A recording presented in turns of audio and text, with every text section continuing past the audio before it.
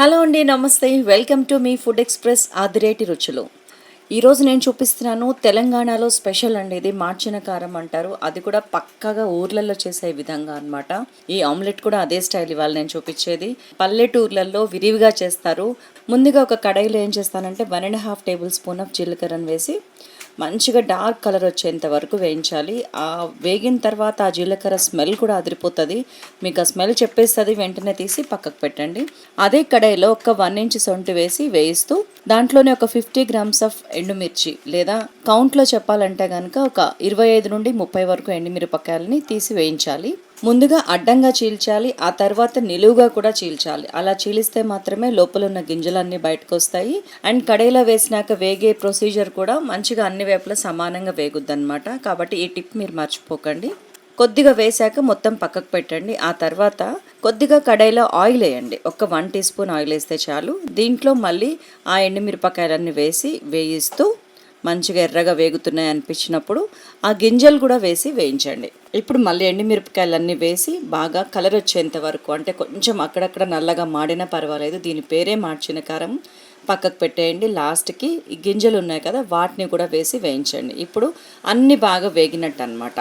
గింజలు కూడా వేగాక పక్కకు పెట్టేసి మళ్ళీ 1 టేబుల్ స్పూన్ మిరియాలు, కొద్దిగా కరివేపాకు, 1 గుప్పెడు కరివేపాకు వేసి వేయించాలి. దీన్ని కూడా లైట్గా వేయించి పక్కకు పెట్టి మళ్ళీ అదే కడాయిలో ఒక 3 టేబుల్ స్పూన్స్ ఆఫ్ రాళ్ళ ఉప్పు, లేదా మీరు చేసుకునే కారానికి సరిపడా ఉప్పు కూడా వేసి అటు ఇటు వేయించండి. దీన్ని కూడా పక్కకు పెట్టేసేయండి.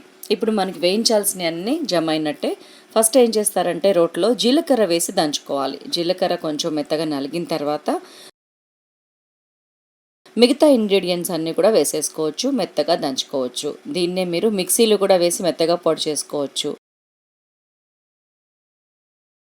చివరిగా ఒక 10 నుంచి 12 వెల్లుల్లిపాయలను కూడా ఇందులో వేసి వెల్లుల్లి రెబ్బల్ని పొట్టు కూడా తీయకుండా అలానే వేసి దంచుకొని దించేస్తే ఇప్పుడు మన మాడ్చిన కారం, పక్కా తెలంగాణ స్టైల్ మాడ్చిన కారం రెడీ. ఇది అన్నంలోకి, చపాతీల్లోకి, కర్రీస్లోకి అన్నిట్లోకి కూడా సూపర్గా ఉంటుంది. ఇక ఆమ్లెట్లోకి వచ్చేద్దాం. ఒక చిన్న ఉల్లిపాయల్ని సన్నగా ముక్కలు తరగండి. అండ్ ఒకే ఒక పచ్చిమిర్చిని కూడా నిలువుగా అడ్డంగా కోసి సన్నగా తరిగి వేసేసుకోండి. ఇందులో 1 teaspoon oil, 1/8 teaspoon పసుపు, 1 టీ స్పూన్ ఫుల్ కారం, 1/2 టీ స్పూన్ ఉప్పు అన్నీ వేసి మంచిగా ఉల్లిపాయ పచ్చిమిరపకాయలతోని బాగా కలిపి పిసకాలన్నమాట. ఇలా చేతితో పిసికితే ఏమైందంటే ఉల్లిపాయ రసం, మిరపకాయ రసం, ఉప్పు, పసుపు, కారం అన్నీ కలిసి ఒక మంచి ఫ్లేవర్, మంచి రసం రిలీజ్ అవుతుంటుంది.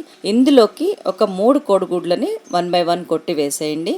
కోడిగుడ్లని వేసిన తర్వాత మాత్రం ఫుల్గా తిప్పి కలపకండి. ఫోమ్ వచ్చేంత వరకు జస్ట్ లైట్గా మిక్స్ చేయండి అంతే. నా ఉద్దేశం ఏంటంటే కోడిగుడ్లో ఎల్లో ఒకటి, వైట్ ఒకటి పూర్తిగా కలవకుండా అక్కడక్కడ అట్లా విడిగా ఉంటేనే ఆమ్లెట్ బాగుంటుందని అమ్మ చెప్పింది. ఒక కడాయి తీసుకొని మళ్ళీ కొద్దిగా ఒక 1 టేబుల్ స్పూన్ ఆయిల్ వేసేయండి. అది కాగగానే ఈ ఆమ్లెట్ మొత్తం పోసి మూత పెట్టేయండి.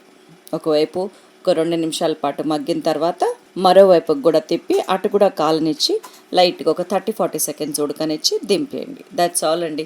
మన అద్భుతమైన కాంబినేషన్ రెడీ, మాడ్చిన కారం విత్ ఆమ్లెట్. దీన్ని కనుక అన్నంలో, వేడివేడి అన్నంలో వేసుకొని తింటే వేరే ఏ ఫుడ్ సాటిస్ఫై చేయనంతగా మన టంగ్ని సాటిస్ఫై చేస్తుంది ఈ మాడ్చిన కారం ఆమ్లెట్. ట్రై చేస్తారు కదా. మరొక అద్భుతమైన రెసిపీతో మిమ్మల్ని మళ్ళీ కలుస్తాను. అంతవరకు సెలవు, నమస్కారం. చూస్తూనే ఉండండి మీ ఫుడ్ ఎక్స్ప్రెస్ ఆదిరేటి రుచులు.